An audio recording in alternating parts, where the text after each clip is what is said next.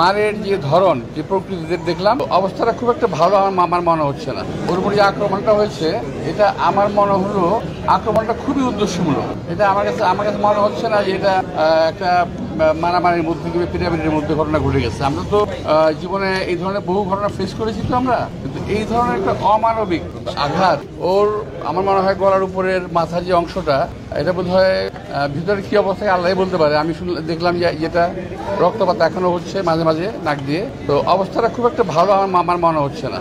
তো আমি আশা করব যে এই ঘটনার একটা সুষ্ঠু তদন্ত হওয়া উচিত এবং যদি উদ্দেশ্যমূলক হয়ে থাকে কি উদ্দেশ্যে তা কারা কেন করলো সেটা বের করা দরকার এবং তার একটা বিচার একটা হওয়া দরকার যদি উদ্দেশ্যমূলক হয়ে থাকে। তবে মারের যে ধরন যে প্রকৃতিতে দেখলাম এটা আমার মনে হয় না যে এটা খামাখাই হয়ে গেছে, এটা একেবারেই উদ্দেশ্যমূলক ছিল।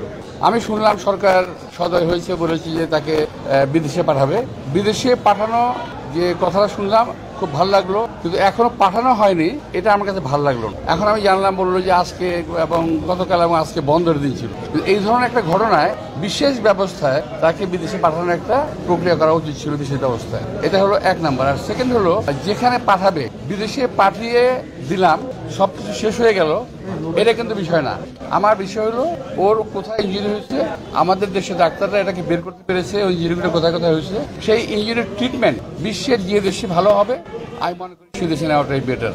ইতিপূর্বে আমাদের এক সময় রাশেদ খান মেনন, আসম আব্দুর রব তাদেরকে বিদেশে পাঠানো হয়েছিল প্রক্রিয়া অনুযায়ী এবং বের করা হয়েছিল কোন জায়গায় আঘাতপ্রাপ্ত এবং কোথায় ট্রিটমেন্ট ভালো হবে। বিদেশে পাঠিয়ে দিলাম কোথাও এক জায়গায়, তাহলে কিন্তু হবে না।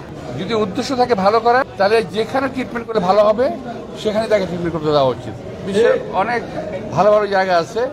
আমি যেটা আমার সাধারণ জ্ঞান এই বয়স পর্যন্ত যেটা দেখেছি, আমি এই বয়সে এই ট্রিটমেন্টটা খুব প্রপারলি হবে যদি পশ্চাত্যের কোনো দেশে করা হয়।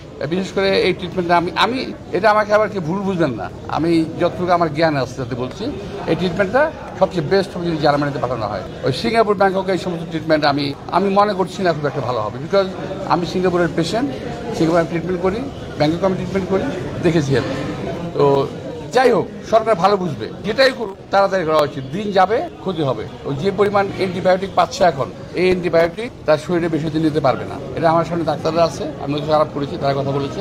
তো আমি ডাক্তারি কোনো প্রেসক্রিপশন দিতে চাই না। আমি চাই ভালো হোক, আল্লাহ তাকে সুস্থ করে তুলুন এবং দেশের কাজে লাগবে। আমাদের দেশের জন্য অনেক কাজ করেছে, তো ও আবার আমাদের মাঝে সুন্দরভাবে ফিরত আসুক। তো এই জন্য সরকারকে আমি অনুরোধ জানাবো যেখানেই হোক ট্রিটমেন্ট করার জন্য তাকে একটা ভালো জায়গায় এবং ভালো তত্ত্বাবধানে, দয়া করে পাঠিয়ে দিয়ে ক্ষান্ত হবেন না, এবং ভালো একটা তত্ত্বাবধানে যে তাকে যেন রাখা হয়।